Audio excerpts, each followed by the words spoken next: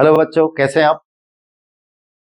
Salt analysis अपना topic चल रहा है। तो लास्ट की जो वीडियोस थी उनमें आपने देखा था कि किस तरह से किसी भी दिए हुए सॉल्ट को अपन पहचान सकते हैं केवल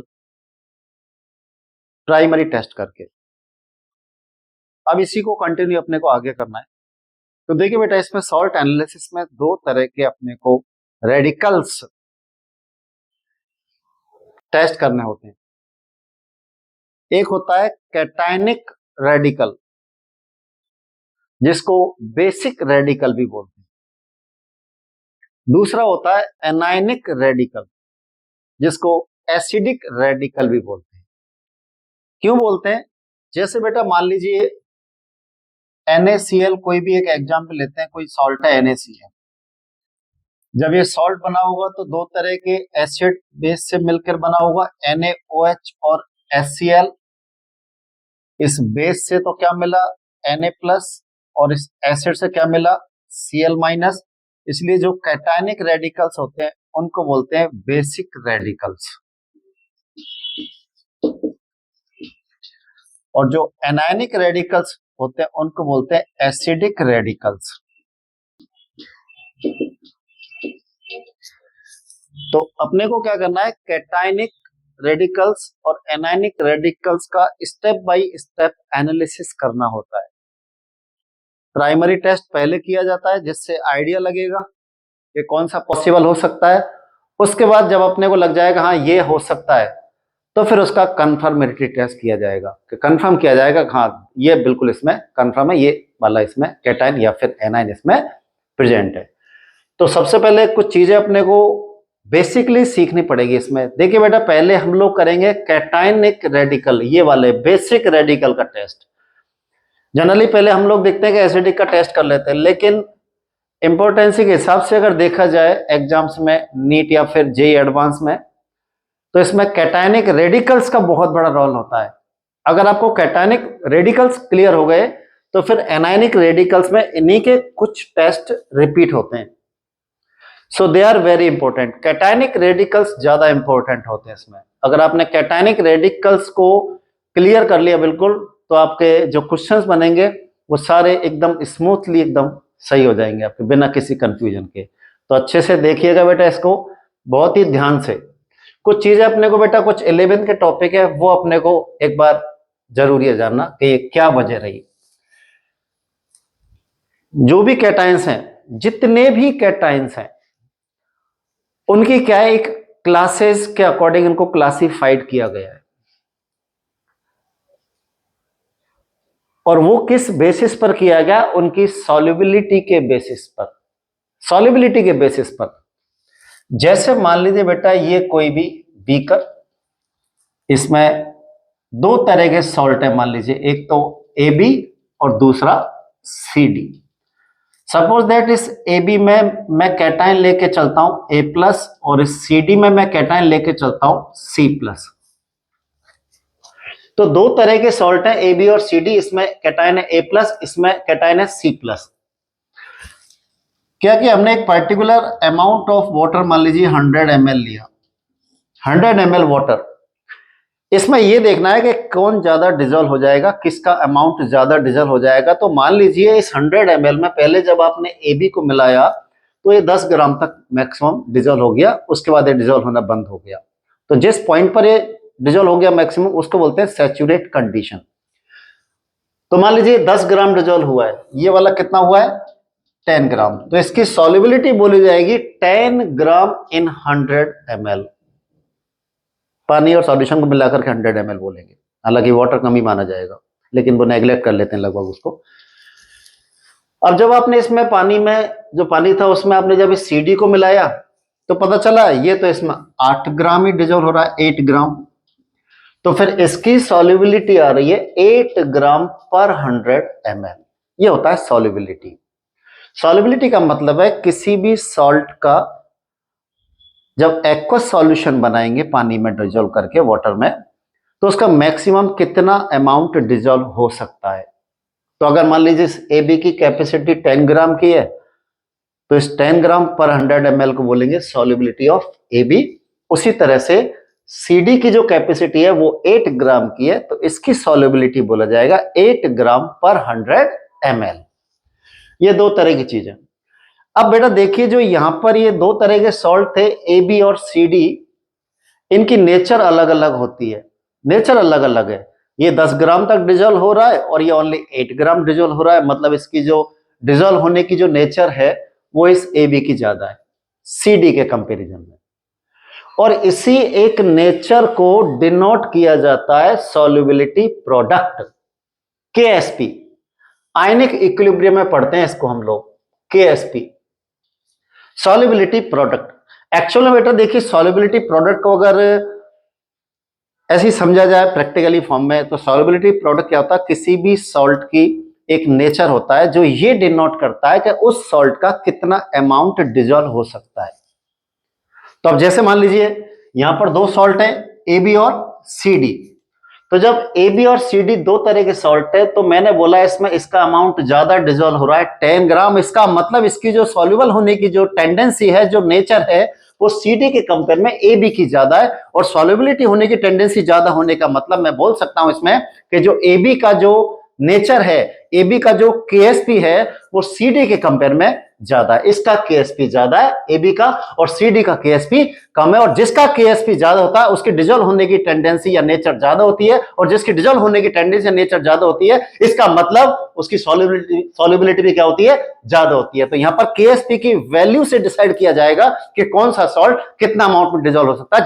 जिस सॉल्ट की KSP की वैल्यू ज्यादा, उसकी सॉल्युबिलिटी भी क्या हो जाएगी, ज्यादा, और जिसकी सॉल्युबिलिटी ज्यादा उसका अमाउंट ज्यादा डिजोल्व हो जाएगा। ये यहां पर इससे आप देख सकते हैं। तो यहां पर दो सॉल्ट है AB और CD। तो जो AB के जो KSP है वो CD के कंपेयर में ज्यादा हुआ, इसलिए इसकी जो डिजोल्व होने की नेचर है वो ज्यादा हुआ। तो यहां पर इसके कंपेयर में ज्यादा अमाउंट डिजोल्व हो गया, दैट इज KSP। ये यहां पर KSP हुआ। एक बार ये आपने शायद देख लिया होगा, ये आयनिक इक्विलिब्रियम में आता है बेटा 11th में, जब आप पढ़ते हैं इक्विलिब्रियम वाला, NCERT में इक्विलिब्रियम के नाम से दिया हुआ है, उसमें आयनिक इक्विलिब्रियम वाला ये सेक्शन है, KSP वाला। अभी इसको कंटिन्यू करते हैं। तो देखो बच्चों, इसमें KSP से रिलेटेड मैं आपको कुछ बताना चाह रहा हूं। सॉल्ट एनालिसिस जब आप करेंगे, आपको नहीं पता उसमें कौन सा कैटायन प्रेजेंट है, वही अपने को टेस्ट करना है कि इसमें कौन सा कैटायन हो सकता है। तो उस कैटायन का जब आप अपने को टेस्ट करेंगे, तो there are so many steps अपने को फॉलो करने पड़ेंगे। PPT बनेगा, प्रेसिपिटेट, हिंदी में इसको बोलते हैं अवक्षेप। प्रेसिपिटेट बनेगा इसमें, प्रेसिपिटेट से पता चलेगा कि वो कौन सा कैटायन है। अब बेटा देखिए, प्रेसिपिटेट का मतलब क्या होता है, कोई भी लिक्विड में जब आपने सॉल्ट मिलाया पानी में, तो उसका सॉल्यूशन बनेगा एक लिमिट तक, लेकिन उस लिमिट को क्रॉस करने के बाद अब वो डिजोल्व नहीं होगा उसमें, तो उस कंडीशन को बोलते हैं प्रेसिपिटेशन। PPT बनेगा उसमें। तो अपने को यही PPT से ही आइडिया लगाना पड़ेगा उस कैटायन का। अब PPT बनने का मतलब ये है कि वो सॉल्युबल नहीं हो रहा है, तो बस सॉल्युबिलिटी पर डिपेंड हो गया। एक तरह से देखा जाए तो पूरा टॉपिक ही सॉल्युबिलिटी पर डिपेंड होगा। और जब सॉल्युबिलिटी है, तो सॉल्युबिलिटी का आइडिया किससे लगाते हैं, KSP से। तो KSP के बेसिस पर कैसे करेंगे, बहुत सारे कैटायंस हैं, उन सारे कैटायंस को KSP की वैल्यू के बेसिस पर कुछ ग्रुप्स में डिवाइड कर दिया है कि जिन कैटायंस की जो KSP की वैल्यू है वो ऑलमोस्ट नियर है, मतलब ऑलमोस्ट सेम है, तो उनको एक कैटेगरी में रख दिया, एक ग्रुप में रख दिया है। बाकी अगर जिसमें थोड़ा सा डिफरेंस आ गया है उसको नेक्स्ट ग्रुप में डाल दिया है। जैसे मान लीजिए बेटा, इसमें आपके सामने 4 सॉल्ट दिखाई दे रहे हैं, AB, CD, EF और GH। इसमें से कैटायन A+, इसमें से C+, E+, और ये G+। ये 4 तरह के सॉल्ट्स हैं और चारों तरह के KSP फिक्स होते हैं पर्टिकुलर टेम्परेचर पर। टेम्परेचर भी होता है क्योंकि KSP एक कांस्टेंट होता है, तो इनके चारों के KSP फिक्स होते हैं। अब अगर मान लीजिए बेटा ये बोल देते हैं कि भाई इसका जो KSP है वो है 10⁻11 इंटू लगा दिया 2, और इसका भी है 10⁻11 और इसमें लगा दिया इंटू 8। इसका KSP मान लीजिए 10⁻8, इसमें लगा दिया इंटू 2, और इसका KSP 10⁻6 और इसमें लगा दिया इंटू 2। ये केवल एक एग्जाम्पल है समझने के लिए, अभी पूरे प्रॉपर तरीके से तो आएंगे अभी। तो बेटा जब ये 4 तरह के सॉल्ट आपको दिए तो इनकी जो KSP की वैल्यू है इससे अपने को देखना पड़ेगा। तो देखिए बेटा जो ये 2 सॉल्ट है AB और CD, इनका जो KSP का ऑर्डर आ रहा है पावर का वो कितना आ रहा है, -11 का कैटेगरी का आ रहा है, मतलब ऑलमोस्ट नियर बाई आ रहा है ये। वहीं पर जब इस EF की बात कर रहे हैं KSP के, तो इसका KSP आ रहा है -8 के कैटेगरी का आ रहा है ऑर्डर का, और इसका जो KSP आ रहा है वो -6 का आ रहा है। तो यहाँ पर अगर एक क्लास बनाया जाए, एक कैटेगरी अगर बनाई जाए, तो इसमें एक कैटेगरी में तो ये आ गए AB और CD जिसमें A+ और C+ आ जाएगा। नेक्स्ट कैटेगरी में आ जाएगा E+ KSP की वैल्यू के बेसिस पर, और एक नेक्स्ट कैटेगरी में आ जाएगा G+ KSP की वैल्यू की बेसिस पर। अब यहां पर देखिए बेटा किसका KSP ज्यादा है, इसका KSP क्या आ रहा है, मैक्सिमम, और इसका KSP क्या आ रहा है, मिनिमम। अब जिसका KSP मिनिमम है उसमें वो नेचर सॉल्युबल होने की वो भी मिनिमम है, मतलब वो सॉल्युबल नहीं होगा, और जब सॉल्युबल नहीं होगा तो फिर इसका प्रेसिपिटेशन मैक्सिमम हो जाएगा। तो इसका जो PPT की जो टेंडेंसी है ये मैक्सिमम है, और इसकी PPT की टेंडेंसी मिनिमम। अब मिनिमम से समझो, जो ये GH है इसका जो PPT की टेंडेंसी बेटा ये मिनिमम है। मिनिमम होने का मतलब ये PPT नहीं बना रहा, मतलब डिजॉल्व हो रहा है, तो इसको PPT बनने में टाइम लग रहा है इसके कंपेयर में। तो अगर देखा जाए 3 क्लास हो गए, क्लास नंबर 1, क्लास नंबर 2 और क्लास नंबर 3। अगर इन तीनों क्लास में अपने को डिसाइड करना है कि किसका PPT ज्यादा बनेगा, तो इसका PPT मैक्सिमम बनेगा, मतलब PPT जल्दी बन जाएगा। सेम सॉल्यूशन में अगर डाला जाएगा तो जिसका PPT जल्दी बनेगा उसको ऊपर वाली क्लास में रखेंगे, उसके बाद सेकंड और ये थर्ड। तो 3 कैटेगरी बन गई, फर्स्ट, सेकंड और थर्ड। अब फर्स्ट क्लास में तो कौन कौन से रख दिए, A+, और साथ में इसके कौन रख दिया, C+। सेकंड क्लास में कौन रख दिया इसमें, E+, और लास्ट क्लास में कौन रख दिया, G+। तो ये 3 तरह की क्लास बन गई। अब आपने इसमें उनका जो भी रिएजेंट वगैरह जो भी डालेंगे उससे पता चल जाएगा। आपने एक रिएजेंट डाला तो सबसे पहले PPT कौन बनाएंगे, ये दोनों। अब इन दोनों के PPT बनेंगे, फिर इन दोनों में वेरीफाई करेंगे कि कौन कौन सा है।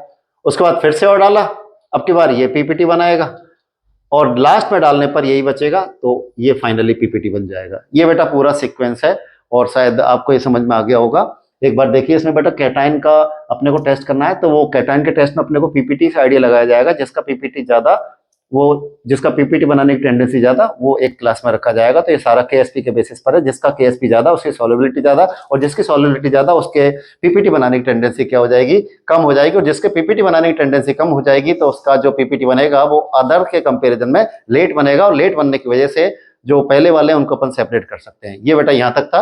अभी अपन इसको जस्ट चालू कर रहा हूं मैं, कैटाइंस की जो भी क्लासेज हैं वो मैं आपको स्टार्ट कर रहा हूं। देखिए इसको,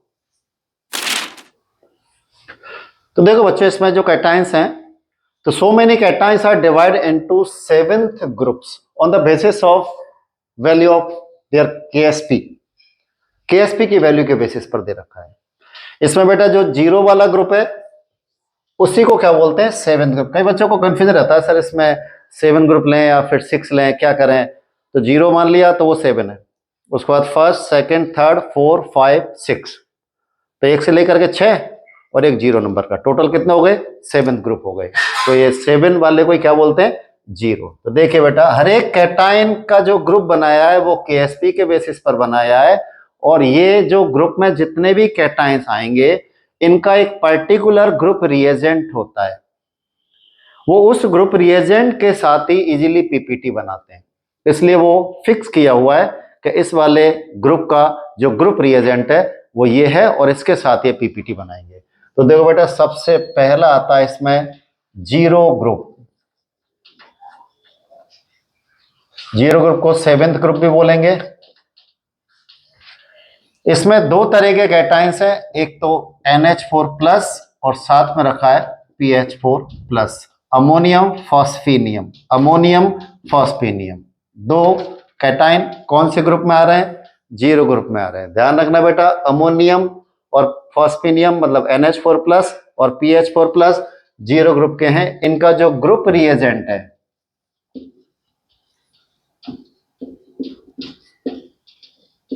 वो बेस होता है, बिकॉज ये NH4+ में बेटा एक एसिडिक हाइड्रोजन प्रेजेंट है H+, तो इस H+ के साथ अपने को बेस मिलाना पड़ेगा। तो यहां पर अपने को कोई भी ग्रुप रिएजेंट लेने के लिए कोई भी बेस मिला देंगे, जैसे डाइल्यूट NaOH। ये इसका ग्रुप रिएजेंट हो गया।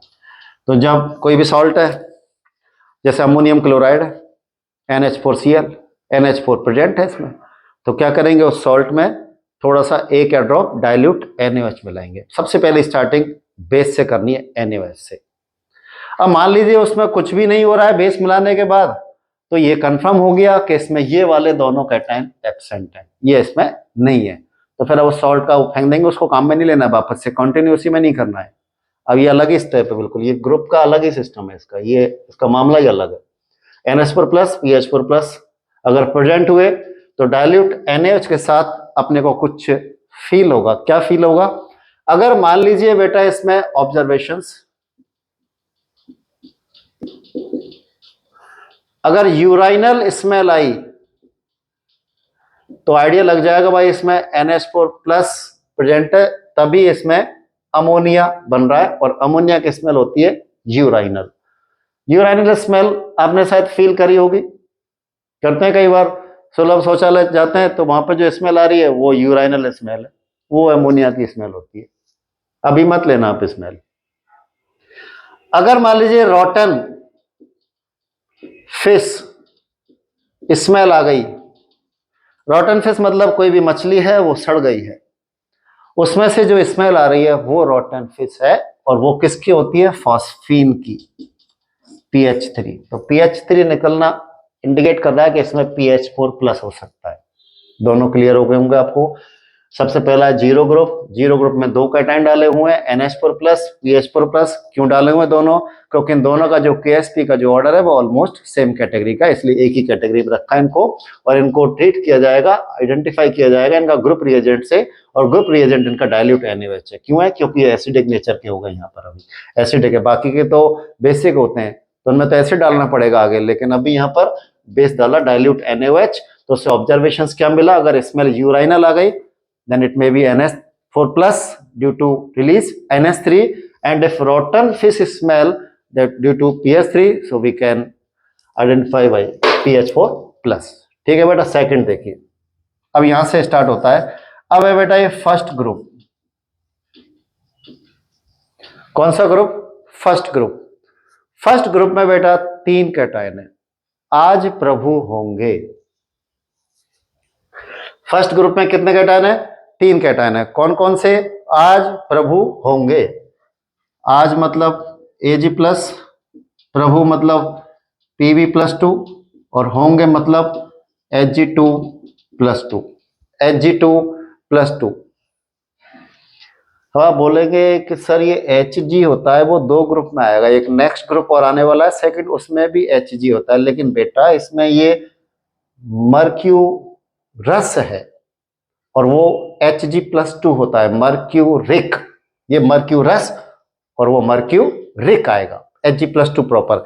यहाँ पर दो जोड़ के मतलब एक तरह से Hg प्लस बनाइए, तो +1 वाला तो फर्स्ट ग्रुप में है, 1 वाला 1 में, Ag 1 में, और Pb याद हो गए तीन है कौन कौन से? आज प्रभु होंगे, Ag प्लस Pb+2 Hg+2। अब इसके लिए अपने को ग्रुप रिएजेंट डालना पड़ेगा, और ग्रुप रिएजेंट डाला जाएगा यहाँ पर डाइल्यूट HCl। क्या डालेंगे बेटा यहाँ पर group reagent?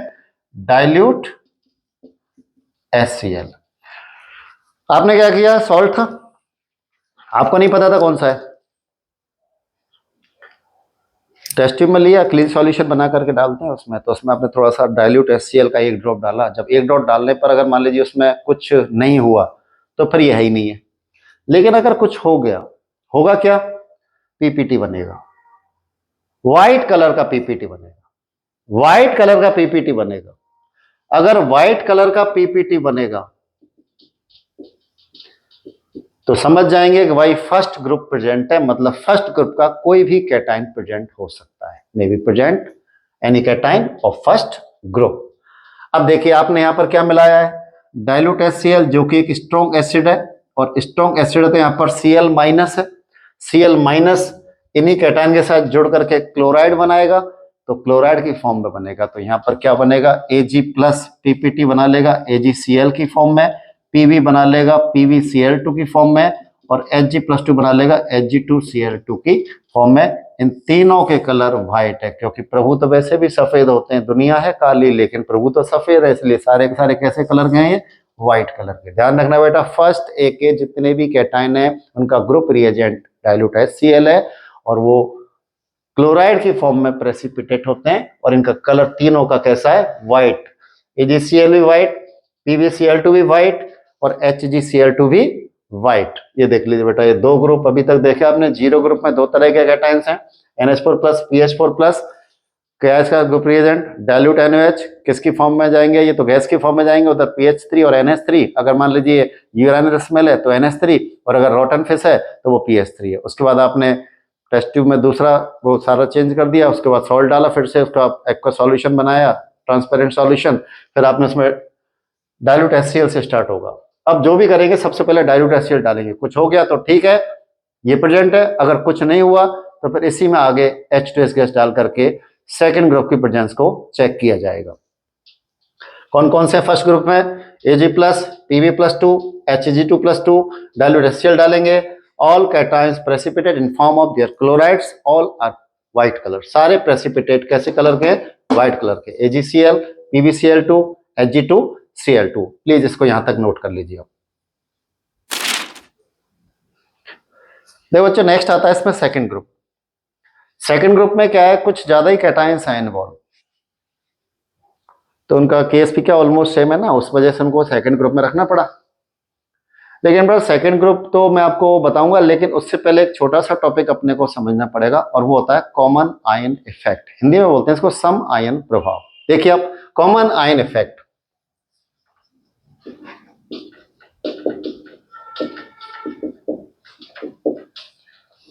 Common ion effect बेटा क्या लगता है, ये जो दो तरह के इलेक्ट्रोलाइट होते हैं, स्ट्रॉन्ग इलेक्ट्रोलाइट और वीक इलेक्ट्रोलाइट। स्ट्रॉन्ग इलेक्ट्रोलाइट और वीक इलेक्ट्रोलाइट, जैसे मान लीजिए देखिए दो तरह के एसिड ले लीजिए, एक तो HCl और एक HCN। ये यहां पर स्ट्रॉन्ग एसिड है और ये यहां पर वीक एसिड है। एक्वस में लिया जाता है इसलिए बोला जा रहा है। अगर ऑर्गेनिक रिएक्शंस में आप देखते हैं HCl तो वीक होता है। देखिए बेटा, जो स्ट्रॉन्ग एसिड होता है वो कंप्लीटली आयनाइज हो जाएगा, HCl एरो सिंगल वाला लगेगा, it not completely ionise. Strong वाले के लिए ये वाला एरो लगेगा, तो यहाँ पर H+ और Cl-। कंटेनर वही है, सेम वही कंटेनर है। अब आपने क्या किया बेटा, इसी कंटेनर में आपने वीक एसिड HCN मिला दिया। ये देखिए आप, ये वीक एसिड है तो कंप्लीट आयनाइज नहीं होता है, तो इक्विलिब्रियम एग्जिस्ट करता है, तो इस तरह से अपने को इसको शो करेंगे। इसका मतलब ये कंप्लीट आयनाइज नहीं हुआ। अगर आपने इसके 100 मॉलिक्यूल ले रखे हैं तो उसमें से 21 कोई आयनाइज होते हैं, बाकी एक सब नॉन आयनाइज फॉर्म में पड़े रहते हैं। मिलेगा H+ और Cn-। अब ये पूरा जो आपको दिखाई दे रहा है, इस पूरे सॉल्यूशन में कितने स्पीसीज नजर आ रहे हैं। एक तो HCl था पहले, लेकिन वो आयनाइज हो गया तो H+ और Cl- है।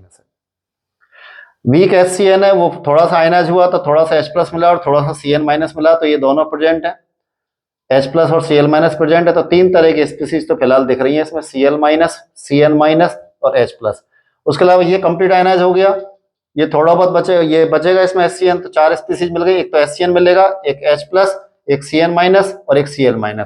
पानी में मिला रहे तो वाटर भी मिलेगा इसमें, ठीक है ना। थोड़ा सा H+ वाटर से आ रहा है और थोड़ा सा OH- भी आ रहा है और वाटर भी है इसमें, तो इतने सारे स्पीसीज प्रेजेंट है, दिख रहा है। अब देखिए इसमें होता क्या है, इस सॉल्यूशन में आपको H+ तीन जगह से मिल रहा है। एक तो HCl से H+ मिल रहा है, एक HCN से H+ मिल रहा है, और वाटर भी इसमें पड़ा हुआ, क्योंकि एक्वस में बनाया आपने, वो भी वीक होता है, तो उसमें से थोड़ा सा उसमें से मिल रहा है H+ और OH-। इसको भी इग्नोर कर देते हैं। तो अगर देखा जाए तो जो इसमें H+ मिल रहा है वो HCl से ज्यादा मिल रहा है। HCl से क्या मिल रहा है, ज्यादा मिल रहा है, क्योंकि स्ट्रॉन्ग है तो कंप्लीट आयनाइज हो जाएगा, लेकिन ये वीक है इसलिए यहाँ पर इससे कम मिलेगा। इन दोनों में ये यहाँ पर ज्यादा और ये यहाँ पर कम है। अब देखिए होता क्या है, एक प्रिंसिपल होता है इक्विलिब्रियम में, ली सर्टेली प्रिंसिपल। तो वो क्या बोलता है, जैसे मान लीजिए आपने कोई भी रिएक्शन में इक्विलिब्रियम में एडजस्ट कर दिया, ये रिएक्टेंट और ये प्रोडक्ट है, अगर आपने उसमें रिएक्टेंट मिला दिया तो इक्विलिब्रियम अपने आप को बैलेंस करेगा, तो रिएक्टेंट मिलाने की वजह से इक्विलिब्रियम प्रोडक्ट साइड में शिफ्ट हो जाएगा फॉरवर्ड डायरेक्शन में, और अगर मैं प्रोडक्ट मिला दिया तो वो इक्विलिब्रियम किधर शिफ्ट हो जाएगा, बैकवर्ड डायरेक्शन में, क्योंकि वो रिवर्सिबल रिएक्शन है, कहीं पर भी वो शिफ्ट हो सकती है फॉरवर्ड और बैकवर्ड में। तो यहाँ पर जब बेटा आपने ये मिलाया पूरा सब मिला करके, तो ये तो कंप्लीट आयनाइज है, इस पर तो कोई फर्क नहीं पड़ेगा। लेकिन ये वाला क्या है, वीक इलेक्ट्रोलाइट है। एसिन यहाँ पर वीक इलेक्ट्रोलाइट है, तो जब आपने इन दोनों को मिला दिया तो यहाँ पर H+ की कॉन्सेंट्रेशन ज्यादा हो गई है, और H+ की कॉन्सेंट्रेशन ज्यादा हो गई मतलब एक कॉमन आयन है। ये क्या है यहाँ पर कॉमन आयन है दोनों के बीच में। जब कॉमन आयन है तो H प्लस की कॉन्सेंट्रेशन ज्यादा होने की वजह से प्रोडक्ट साइड में कॉन्सेंट्रेशन ज्यादा हो गई है, इस वजह से इस पर तो कोई इफेक्ट नहीं पड़ेगा, लेकिन जो वीक इलेक्ट्रोलाइट है उसका आयनाइजेशन कम हो जाएगा, तो इसका इक्विलिब्रियम किधर शिफ्ट हो जाएगा, बैकवर्ड डायरेक्शन में हो जाएगा। उस वजह से इसका जो आयनाइजेशन कम होने की वजह से जो कॉन्सेंट्रेशन है वो कम हो जाएगी, Cn माइनस या कोई भी है। कंसेप्ट ये है कॉमन आयन इफेक्ट की। एक इफेक्ट और लगाते हैं जो काम में आएगा भी अपने, जैसे बेटा NH4OH और NH4Cl को एक साथ डाल दिया जाए, तो ये तो यहां पर सॉल्ट है और सॉल्ट ऑलवेज स्ट्रांग होते हैं, कंप्लीट आयनाइज हो जाएंगे NH4 प्लस और Cl माइनस में। लेकिन ये क्या है, यहाँ पर वीक बेस है, पार्शियल आयनाइज होगा, तो पार्शियल आयनाइज होकर के NH4 प्लस बनेगा और OH माइनस बनेगा।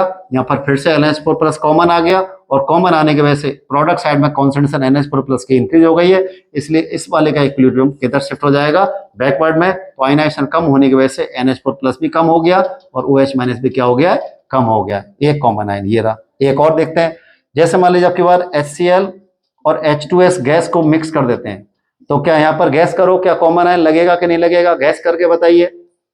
कॉमन आयन लगने की कंडीशन है, पहली बात तो दो तरह के इलेक्ट्रोलाइट होना चाहिए, एक तो स्ट्रॉन्ग और दूसरा वीक।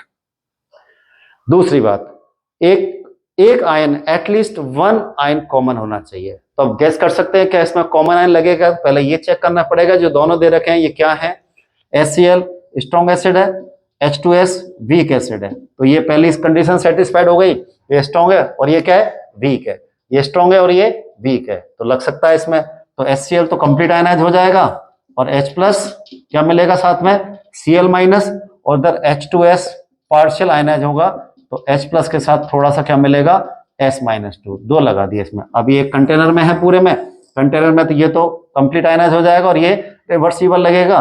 किसका कॉमन आयन लग गया, H प्लस का, तो इसका इक्विलिब्रियम क्या हो जाएगा, बैकवर्ड शिफ्ट हो जाएगा। उस वजह से बैकवर्ड शिफ्ट होने की वजह से इधर H2S जो नॉन आयनाइज है उसका अमाउंट बढ़ता चला जाएगा और जो S माइनस 2 है उसका कॉन्सेंट्रेशन क्या हो जाएगा, रिड्यूस हो जाएगा। ये बेटा कॉमन आयन इफेक्ट है, दो तरह से ध्यान रखना है। एक तो ये चेक करना है स्ट्रॉन्ग और वीक दोनों होने चाहिए, और एक एटलीस्ट आयन कॉमन होना चाहिए। अगर दोनों स्ट्रॉन्ग है तो भी नहीं लगेगा, दोनों वीक है तब भी नहीं लगेगा, क्योंकि अपने को एक स्ट्रॉन्ग और एक वीक लेना होता है, जो अपने काम के लिए आता है वो। ठीक है बेटा, ये है, ये आपने आयनिक इक्विलिब्रियम में पढ़ा होगा। अब मैं बेटा इसको सेकंड ग्रुप को लेकर के आ रहा हूं, प्लीज देखिए। तो देखिए बेटा, अब चलते हैं इसमें सेकंड ग्रुप।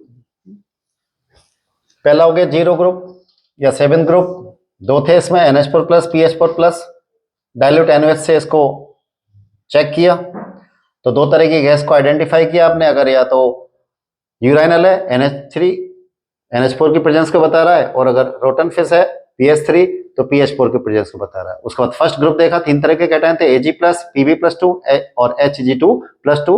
ग्रुप रिएजेंट था डाइल्यूट HCl, और ये सारे के सारे क्लोराइड की फॉर्म में प्रेसिपिटेट हो गए थे, सारे के सारे व्हाइट कलर के थे। तो बेटा ये नोट्स अच्छे से तैयार करो, नोट्स अच्छे से तैयार करना चाहिए आपको। देखिए आप सेकंड ग्रुप को देखो,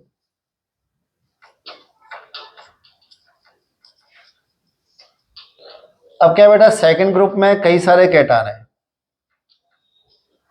Hg+2 आ गया, देखो पहले Hg2+2 था, लेकिन अब की बार Hg+2, Bi+3, Cu+2, Cd+2, Pb+2 दो जगह आ रहा है, उधर और इधर। अगर क्लोराइड से बच गया तो यहां आ जाएगा Sn+2, Sn+4, Sb+3, Sb+5, As+3, As+5।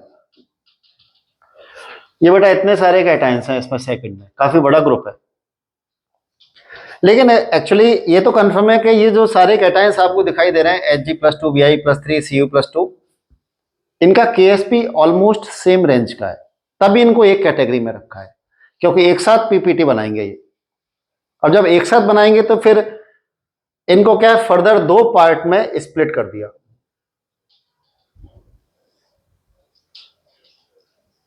एक बोल दिया गया सेकंड ए ग्रुप और दूसरा बोल दिया सेकंड बी ग्रुप। ये वाला सेकंड ए के हो जाएंगे। अब यहां से इसके स्प्लिटिंग हो गई है, Hg+2 ये होगी वाई क्यों, भाई जानते हो वो काम वाम करते हैं वो, होगी बाई क्यों कुड़ी पंजाब दी, दोबारा बता रहा हूं, होगी बाई क्यों कुड़ी पंजाब दी। कोई बेटे ने अच्छा काम कर दिया तो फिर क्या बोलते हैं, सन शाबाश, तो सन शाबाश, याद हो गया होगा। सेकंड में कितने हैं, ये सारे सेकंड के हैं, केएसपी ऑलमोस्ट सेम रेंज का है। अब उस केएसपी रेंज में सेम होने की वजह से ही नहीं, एक वजह और है वो जस्ट बताऊंगा अभी। इसमें ये Hg+2, Bi+3, Cu+2, Cd+2, Pb+2 ये तो आ जाएंगे सेकेंड डे में, और ये वाले Sn, Sb और As के जो कैटाइंस हैं ये सेकेंड बी में आ जाएंगे। पहले देखते हैं इनका ग्रुप रिएजेंट क्या है।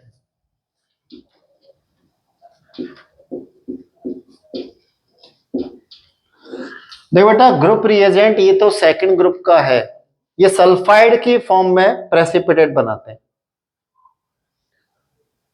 अब बोलोगे सर क्लोराइड के में क्यों नहीं बना रहे, भाई अगर मान लीजिए वो सॉल्यूशन में डिजोल्व ही हो गया उसका क्लोराइड, तो वो पीपीटी कैसे बनेगा, अपने को तो पीपीटी बनाना है, और पीपीटी बनाने के लिए वो वाला सॉल्ट लिया जाएगा जिससे वो डिजोल्व नहीं हो रहा है, और यहाँ पर ये सल्फाइड के फॉर्म में डिजोल्व नहीं होते हैं, इसलिए they will form ppt in form of sulphide. That's why we use H2S gas in acidic medium. ये वजह देखिए आप, ये सेकंड ग्रुप है बेटा, इससे नीचे थर्ड आएगा अभी, और इससे नीचे आएगा, सॉरी थर्ड आएगा, और इससे नीचे आएगा फोर्थ ग्रुप। फोर्थ ग्रुप में भी जो कैटायन है Na+2, CO+2, Mn+2, Zn+2, ये जो फोर्थ ग्रुप के और सेकंड ग्रुप के इनका सेम पैटर्न है, ये सल्फाइड के फॉर्म में, ये भी सल्फाइड के फॉर्म में पीपीटी बनाते हैं। अब आपको क्या पता कौन सा कैटायन है, ये थोड़ा ना पता, उसमें लिखा थोड़ा ना होता है ये वाला ग्रुप है। आपने तो क्या उसमें पहले HCl मिलाया, कुछ नहीं हुआ, आगे बढ़ गए, फिर आपने उसमें H2S गैस मिलाया। अब H2S गैस मिलाया तो आपने HCl तो पहले ही मिला दिया उसमें, तो एसिडिक मीडियम कर दिया उसमें। अब आप उसमें क्या मिला रहे हैं, H2S मिला रहे हैं, तब H2S मतलब एसिडिक मीडियम में करे तो यहाँ पर कॉमन आयन इफेक्ट लगेगा।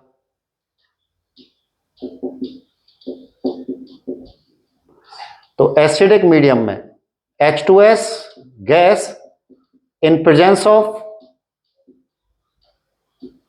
HCl, तो ये स्ट्रांग हो गया, ये वीक है, तो यहां पर HCl तो कंप्लीट आयनाइज हो जाएगा H+ और Cl- में, और जो H2S है जो कि वीक है वो इस तरह से आएगा, तो H+ और ये S-2, ये अपने को मिलेगा, यहां पर सल्फाइड अपने को मिल रहा है।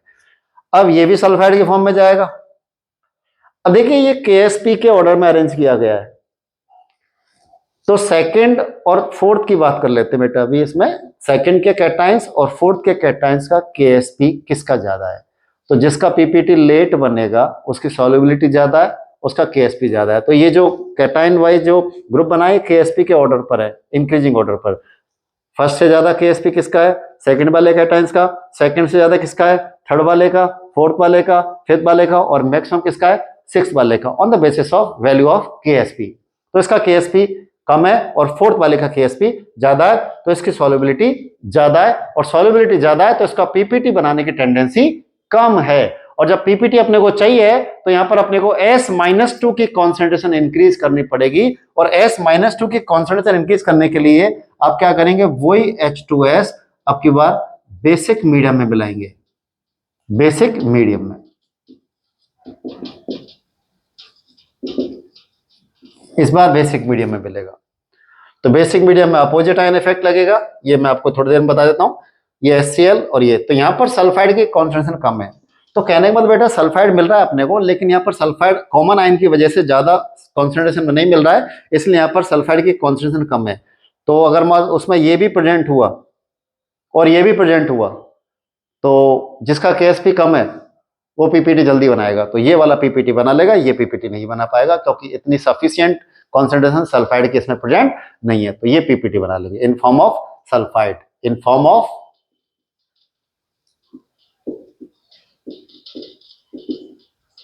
देखो बेटा ये HGS बनेगा, ये Bi2S3 बनेगा वैलेंसी को मैनेज करते हुए, ये CuS बनेगा, और ये PvS बनेगा, सारे के सारे काले, सारे के सारे काले, पहले में सारे के सारे व्हाइट और दूसरे में सारे के सारे ब्लैक। लेकिन कड़ी पीते हो आप लोग? कड़ी, ये CDS चलती है ना अपने, वही है, पीले कलर का है, ये लो ध्यान रखना बेटा। Hg, Bi, Cu और Pb के जो सल्फाइड बनेंगे ऑल आर इन ब्लैक, और CDS कैसे कलर का हो जाएगा? येलो। बाकी के अब ये आ गए इनका नंबर। पहले मैं आपको बताता हूं, ये भी सल्फाइड में जा रहा है और ये भी सल्फाइड में जा रहा है, तो इनको किस तरह से डिफ्रेंशिएट किया जाएगा, इसके लिए बेटा एक रिएजेंट काम में लिया जाता है YAS। क्या काम में लेंगे? YAS, yellow ammonium sulphide.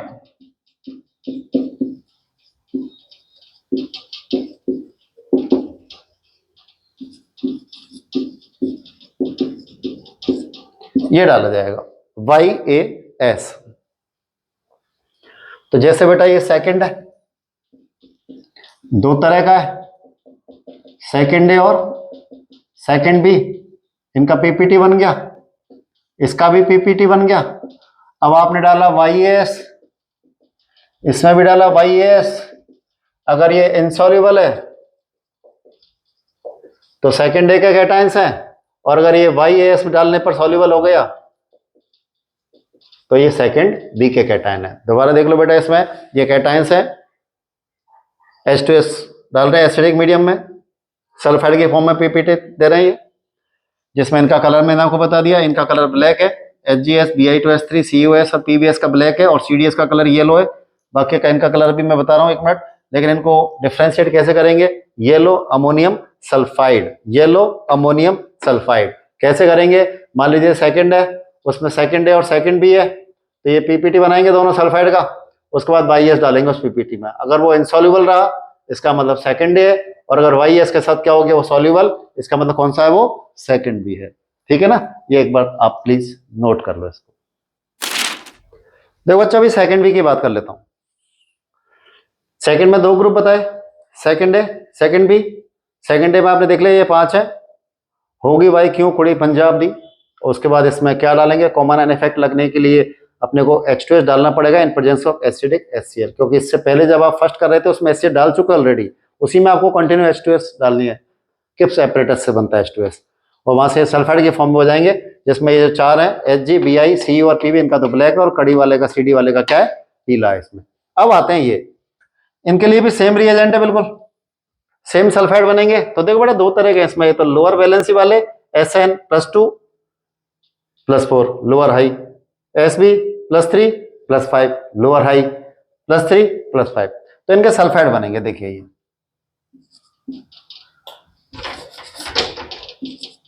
SNS, Sb2, S3, As2, S3, ये तो लोअर वाले बना दिए हर एक के, तीनों के। हाई वाले क्या बनेंगे? Sn, S2, Sb2, S5, As2, S5। देख सकते हैं आप, ये लोअर वाले बनेंगे। Sn+2 के साथ बैलेंस करके SNS, हाई के साथ SnS2 बना दिया, इस तरह से बना दिया। अब इनके कलर क्या आएंगे? आप ऐसे याद रखना, सन, शाबाश, ये लोअर वैलेंसी है और ये हायर वैलेंसी है, लोअर वाले के साथ हायर वाले के साथ, तो इसका कलर आएगा brown, orange, yellow. Boy, brown, orange, yellow, और इसका आएगा येलो, ऑरेंज, येलो। पूरा लिख दूं, brown, orange, yellow, yellow, orange, yellow. Boy, yo yo, ये देखो लोअर वाले का Sn, Sb, As इसी ऑर्डर में रखना, ब्राउन, ऑरेंज, येलो, और ये हो जाएगा येलो, ऑरेंज, येलो, याद हो जाएगा। Boy, BO Y, YO Y, इस तरह से, ठीक है ना। ये बेटा सेकेंड ग्रुप हो गया है। और अब इसमें थर्ड ग्रुप की बात करते हैं, इसको प्लीज आप नोट कर लीजिए। ठीक बेटे, अब नेक्स्ट चलते हैं इसमें third group. Third group,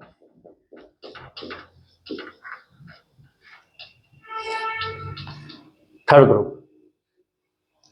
third group में 3 कैटायन हुए, Al+3, Fe+3, Cr+3। आलू की फिक्र कर, बाकी छोड़, आलू की फिक्र कर। Al+3, Fe+3, Cr+3, थर्ड के हैं, सब में 3, ठीक है। ग्रुप रिएजेंट,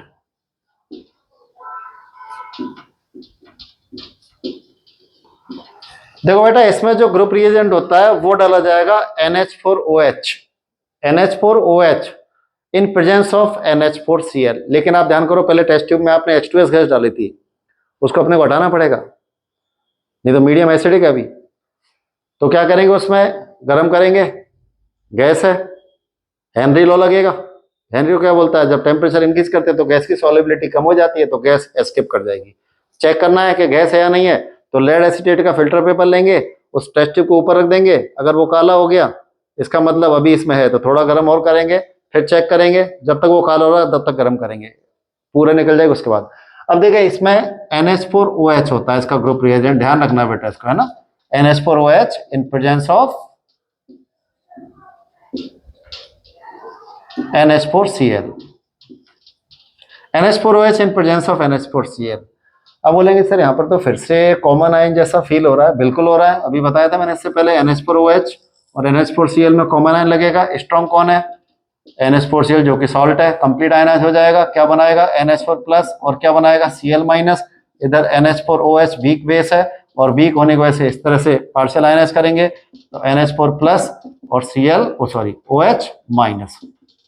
कॉमन आयन लग गया, कॉमन आयन लगने से इसकी कॉन्सेंट्रेशन क्या हो जाएगी, कम, क्योंकि आगे वाले भी उसी फॉर्म में जाते हैं ना, इस वजह से। तो ये डब्बा है। अब ये बेटा, इनका जो प्रेसिपिटेशन आएगा वो हाइड्रोक्साइड की फॉर्म में आएगा, सबका हाइड्रोक्साइड बनेंगे। एल्यूमिनियम का हाइड्रोक्साइड, Fe का हाइड्रोक्साइड और Cr का हाइड्रोक्साइड। ठीक है बेटा, 3 तरह के कैटायन थर्ड में, Al+3, Fe+3, Cr+3। Group reagent रहेगा NH4OH की, NH4OH रहेगा इसका इन प्रेजेंस ऑफ NH4Cl। तो यहाँ पर फिर से कॉमन आयन मिलेगा, तो OH- की कॉन्सेंट्रेशन कम हो जाएगी यहाँ पर, तो कम है इसकी कॉन्सेंट्रेशन, ज्यादा नहीं रखनी अपने को, कम ही रखनी है, क्योंकि इनका भी KSP ज्यादा है खूब। देखो बेटा, अब आप बोलोगे सर इसमें Cl- की फॉर्म में PPT नहीं बना सकते क्या? बेटा एक्चुअली मैंने क्या बताया था, PPT वो माना जाएगा जो डिजोल्व नहीं हो रहा होगा। अगर आपने क्लोराइड बना दिया जैसे FeCl3, AlCl3, तो वो डिजोल्व हो जाता है या फिर हाइड्रोलाइसिस हो जाता है, उसको ऐसे चीज, ऐसी कंडीशन में उसको कंसीडर नहीं करेंगे, तो यहाँ पर हाइड्रोक्साइड की फॉर्म में PPT को कंसीडर किया जाएगा। कलर देखिए आप बेटा, AlOH होल थ्राइस का कलर कैसा रहेगा? एल्यूमिनियम देखते होंगे आप, कैसे कलर का होता है, व्हाइट कलर का, तो इसका कलर है जिलेटिनियस व्हाइट, जिलेटिनियस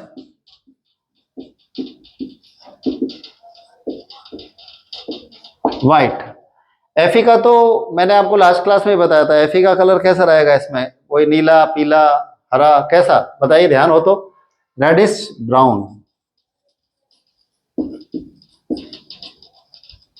और ये ग्रीन, याद रखेंगे।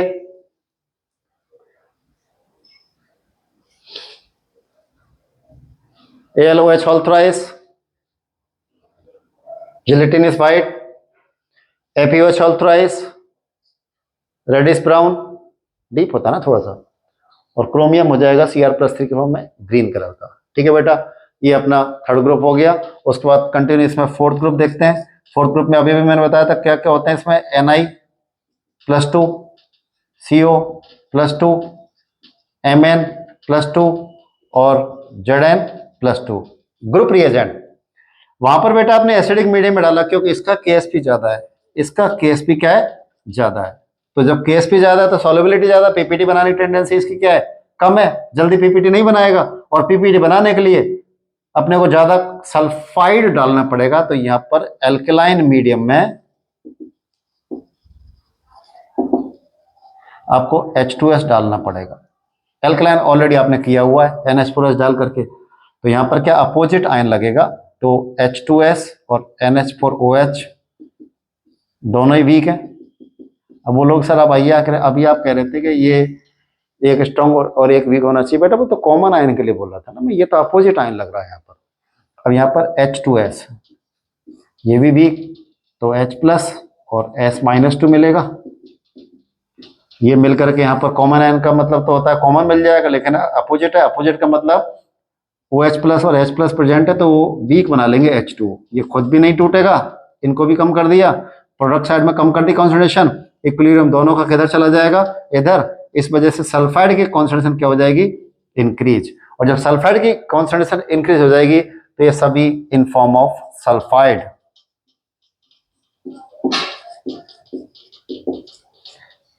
NiS, कोबाल्ट, MnS और ZnS। NiS, COS, MnS और ZnS।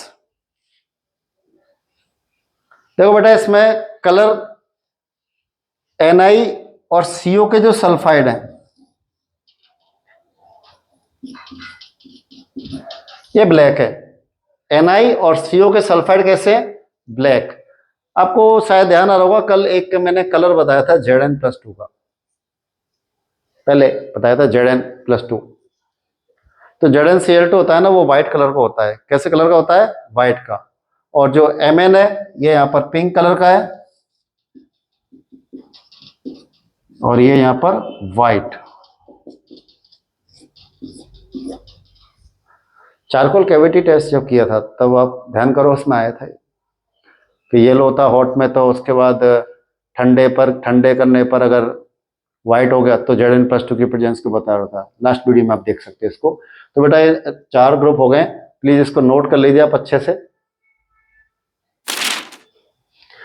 नेक्स्ट चलते हैं बेटा, इसमें अभी तक 4 ग्रुप पढ़ लिया आपने।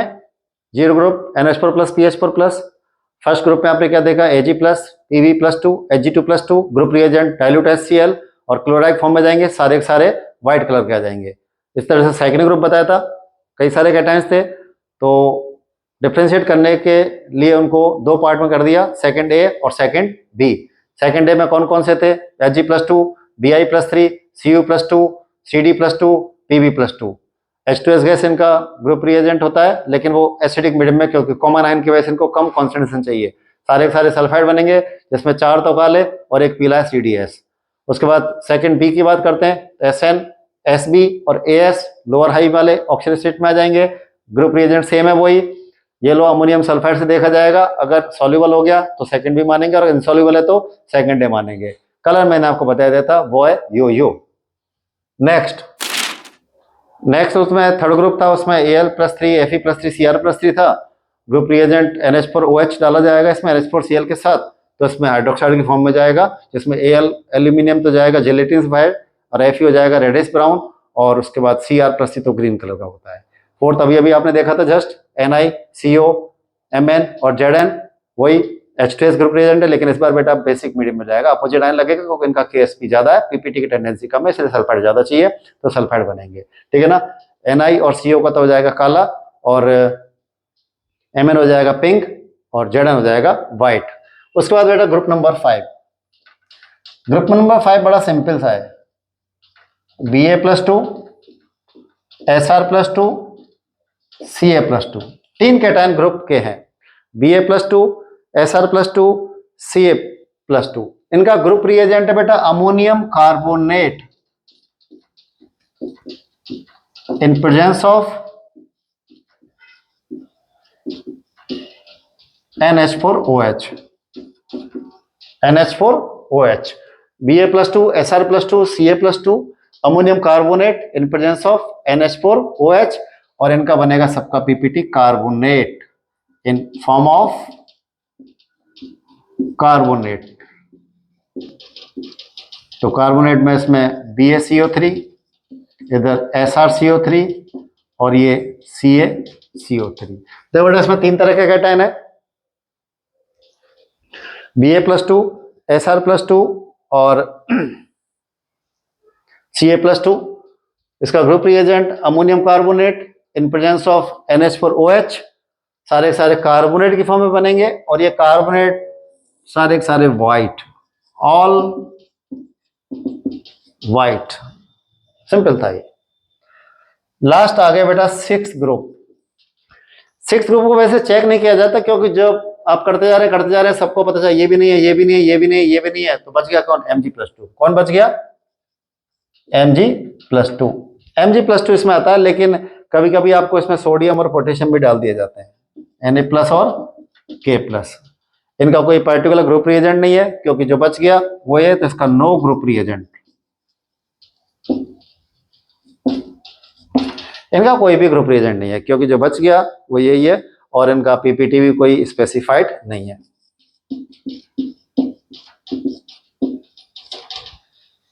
ये था। ठीक है बेटा, एक बार मैं हल्का सा आपको वापस बता दूं। 5th ग्रुप में 3 तरह के कैटायन हो गए, Ba+2, Sr+2, Ca+2। Group reagent ammonium carbonate किसकी प्रेजेंस में? NH4OH की प्रेजेंस में। सारे सारे कार्बोनेट के फॉर्म में जाएंगे, व्हाइट कलर के। उसके बाद लास्ट ग्रुप आ गया Mg+2, Na+K+। इसका कोई ग्रुप रिएजेंट नहीं, क्योंकि जिसका कोई नहीं उसका फिर कोई होता ही नहीं है, नो ग्रुप और नॉट स्पेसिफाइड। तो बेटा देखिए, ये आज का जो कैटायनिक वाला पार्ट था, ये अब नेक्स्ट लेक्चर में एक एक ग्रुप और एक एक कैटायन के मैं आपको टेस्ट बताने वाला हूँ। लंबा टॉपिक है तो टाइम लगेगा इसमें। बस आपको क्या करना है बेटा, देखिए आप डेली के जो वीडियोस आ रहे हैं वो वीडियोस को आप देखो उनको, और लिखो उनको, नोट्स तैयार करो, अच्छे से नोट्स तैयार करो। जब अच्छे से नोट्स तैयार करेंगे तो वो आपको ऑटोमेटिकली लर्न हो जाएगा। एक बार नहीं तो 2 बार देखो, 2 बार नहीं तो 3 बार देखो। एक तो नोटबुक होता है तो नोटबुक पढ़ रहे हैं, अब आप तो क्या करो, इसमें वीडियो चालू करके कान पे लीड लगा के सुनते रहो, आराम से रिवीजन आराम से हो जाएगा उसका। ये लो। तो ये था बेटा अपना आज का। नेक्स्ट जो लेक्चर आएगा उसमें 0 ग्रुप, जिसमें NH4+ और PH4+, और इससे आगे वाला जो फर्स्ट ग्रुप है, इनके बारे में हम बात करेंगे। तो बेटा वीडियो अच्छा लगा तो प्लीज़ सब्सक्राइब कर दीजिएगा। लाइक और कमेंट्स काफ़ी इम्पोर्टेंट होते हैं आपके लिए। व्हाट्सएप नंबर डिस्क्रिप्शन में मिल जाएगा आपको, और कोई भी डाउट हो तो प्लीज़, डाउट्स वैसे मेरे पास आने लगे अभी, और मैं उनका जवाब भी दे रहा हूँ जैसे जैसे मुझे मौका मिल रहा है। डोंट वरी बेटा, उसका जवाब जरूर मिलेगा आपको, कभी ट्रायल करके भी देख सकते हो आप। ठीक है बच्चों, थैंक यू।